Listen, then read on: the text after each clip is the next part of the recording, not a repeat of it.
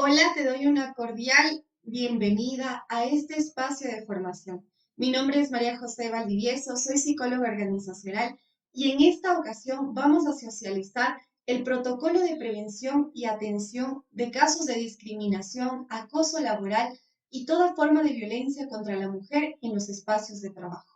Así que te invito a que tomes apuntes, a que prestes muchísima atención a cada una de las pautas que están descritas en este protocolo.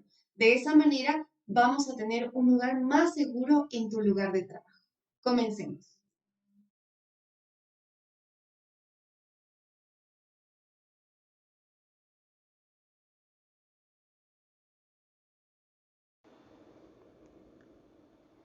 Bien, para empezar debemos preguntarnos, ¿por qué un protocolo? En este caso, te invito a que le demos otro enfoque y sea ¿para qué? ¿Para qué necesitamos un protocolo? El preguntarnos ¿para qué? Nos abre un abanico de acciones, de pensamientos y acciones donde nosotros también nos integramos en este proceso. De esta forma, el protocolo que veremos a continuación busca darnos diferentes lineamientos o pautas para que podamos identificar conductas de violencia en el área laboral. Y es más que eso, el poder entender y realizar un procedimiento adecuado para saber qué hacer en caso de que la violencia sea visible en el lugar de trabajo. El protocolo no solo busca identificar casos de discriminación, acoso y violencia, sino también que juntos podamos crear o fortalecer una cultura de prevención en el área institucional, así como garantizar la confidencialidad en los diferentes casos que se presenten. Y es muy importante también la implementación de mecanismos ágiles, tanto de atención, seguimiento, denuncia y protección para todos los involucrados. Para introducirnos en el protocolo, debemos tener en cuenta qué significan diferentes términos que vamos a compartir aquí. Entendemos a discriminación en el espacio laboral a cualquier trato de desigualdad, exclusión hacia las personas, ya sea por su identidad, orientación sexual, por discapacidad, enfermedad, por segregación de religión, nacionalidad, ideología política, el estado civil e incluso por la edad. Es decir, que una de las cualidades de esta o de estas personas las hace ser tratadas diferente y violentamente en el trabajo. También tenemos el acoso laboral, que es un comportamiento que atenta directamente a la dignidad de la persona, con comentarios, chismes, chistes, apodos e incluso acciones de maltrato o de humillación. Veremos también aquí lo que se refiere violencia contra la mujer, es decir, el trato desigual, discriminatorio hacia la mujer, ya sea por su apariencia física, por el estado de maternidad, por estado civil, por discapacidad, y también nos vamos a referir a la violencia sexual, verbal, y también a los diferentes obstáculos en la contratación, en el ascenso o la estabilidad de la mujer en el puesto de trabajo. También vamos a escuchar a lo largo de este protocolo factores de riesgo psicosocial. Los factores de riesgo psicosocial son factores, como lo dice su nombre, que podrían poner en peligro el bienestar físico, psicológico y social de las personas, así como perjudicar las funciones que éstas realizan en el trabajo. Y todo esto debido al daño que la persona o las personas están sufriendo en su entorno laboral.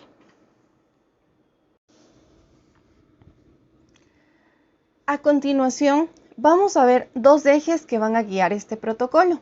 En primer lugar, tenemos el eje de prevención. Como su nombre lo dice, nos compromete a que todos dentro de la empresa, empezando por los responsables, los jefes y directores, se erradique todo tipo de violencia, fomentando una cultura y ambiente de trabajo de respeto, cordialidad y trabajo en equipo.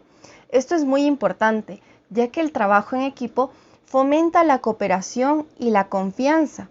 Y si en algún momento se activara un caso de violencia, la víctima y los testigos sabrían cómo actuar en esta situación, ya que sentirán que la organización cuida de ellos. Dentro del plan, de los directores y los jefes debe estar la sensibilización y la difusión de campañas de comunicación acerca de estas temáticas, que aunque a veces parezcan difíciles de abordar, son bastante necesarias y el beneficio se verá en el desempeño del grupo de trabajo.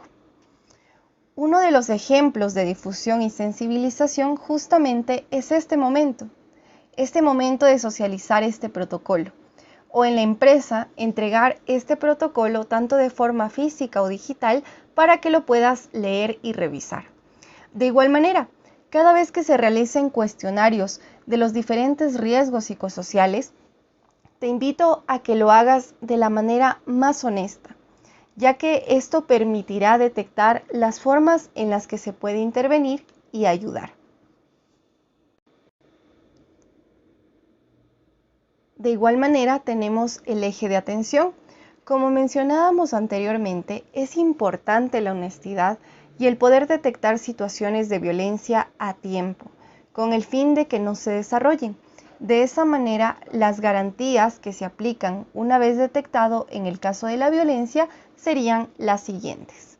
En primer lugar, tenemos la protección, es decir, proteger la intimidad y la dignidad de las personas afectadas e implicadas.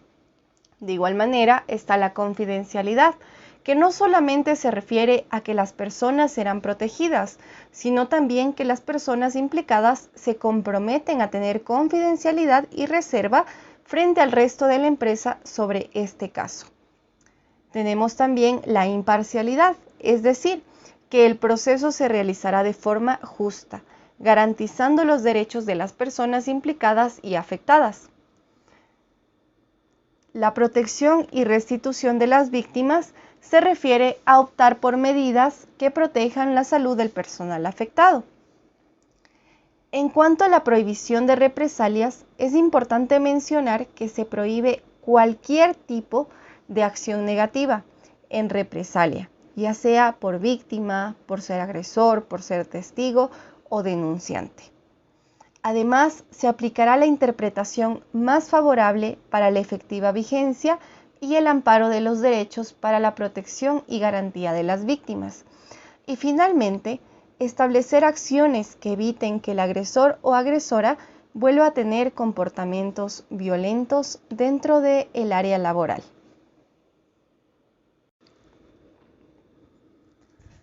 Ahora, ¿qué pasaría si te das cuenta de que tú has sido víctima de discriminación, de violencia, o te das cuenta que tu compañera o compañero de trabajo está siendo maltratado en su área laboral?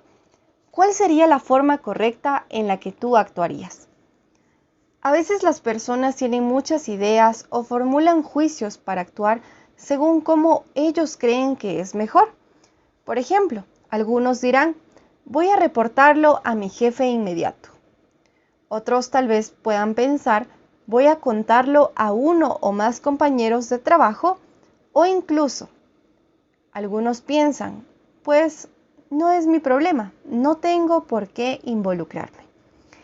Sin embargo, vamos a ver cómo el protocolo nos va a dar la guía y las diferentes fases de actuación ante casos de violencia, discriminación y acoso laboral. Tenemos entonces la fase número 1, que es la solicitud de intervención. La denuncia debe ser presentada en talento humano o recursos humanos, o también al representante legal de la empresa. La denuncia puede ser generada por la persona afectada, por el departamento que maneja el programa de riesgos psicosociales, o también lo pueden hacer los testigos, a quienes se les va a garantizar completa confidencialidad. La fase número 2 se refiere a que después de que la denuncia ha sido recibida, se debe hacer una valoración máximo en 10 días laborales, donde se va a recopilar información del caso, ya sea testimonios, informes y entrevistas de los implicados, siempre teniendo en cuenta los principios de confidencialidad y de imparcialidad. Es importante mencionar que este proceso debe llevarlo a cabo el área o unidad de talento humano.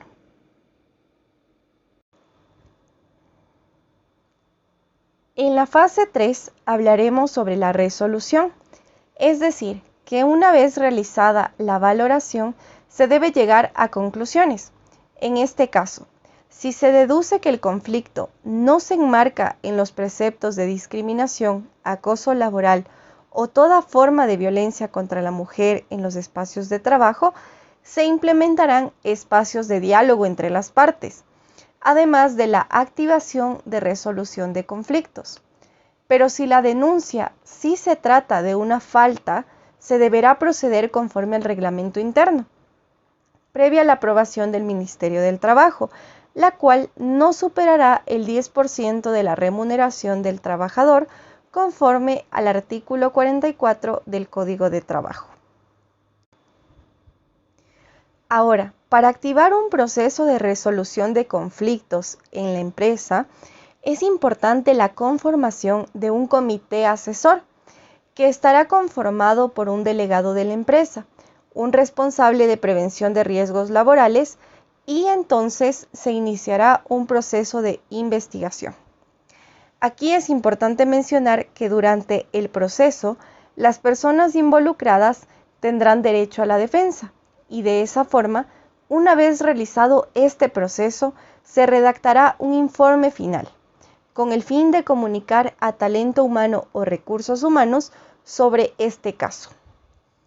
También la persona afectada podría iniciar un proceso de denuncia en el Ministerio de Trabajo, ya que talento humano tenga la información sobre el caso de discriminación, acoso y violencia, entonces procederá a tomar en cuenta como una falta disciplinaria y registrarlo, de ser necesario, al expediente disciplinario. Posteriormente a esto, deben activarse los ejes de prevención, atención o protección, así como los programas de bienestar, para eliminar la revictimización o amenazas que podrían surgir. Es importante que recordemos que activar los programas de riesgos psicosociales nos ayuda a cuidar a los trabajadores de la empresa. En cuanto a las sanciones, se aplicará de conformidad a lo establecido en sus reglamentos internos, previo a la aprobación del Ministerio de Trabajo, la cual no superará al 10% de la remuneración del trabajador conforme al artículo 44 del Código de Trabajo. Las conductas que se denuncien como acoso laboral deben ser valoradas por la autoridad del trabajo según las circunstancias del caso y obviamente la gravedad de las conductas que han sido denunciadas.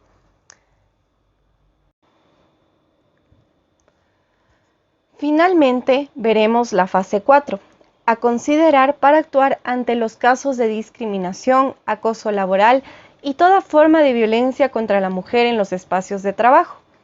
La fase 4 se refiere al seguimiento y control, es decir, que el área de recursos humanos o talento humano debe realizar un registro y seguimiento de los casos. Aquí es importante informar que el Ministerio de Trabajo puede disponer de una inspección y entonces Recursos Humanos deberá presentar los registros del seguimiento y atención a cada uno de los casos de denuncia.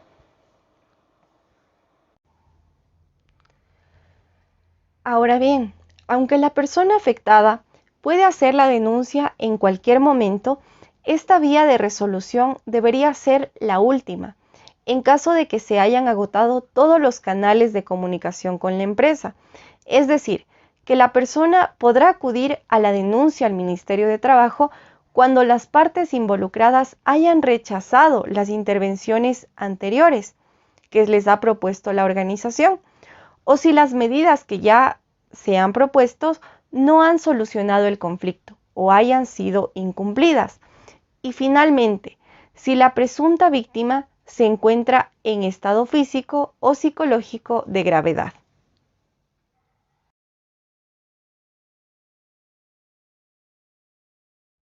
Te agradezco por tu tiempo, gracias por tu atención. Estoy segura de que si pones en práctica cada una de las pautas que hemos visto a lo largo de este protocolo, tu trabajo va a ser un lugar más saludable, un lugar más seguro. tanto para ti como para los demás. Hasta otra oportunidad.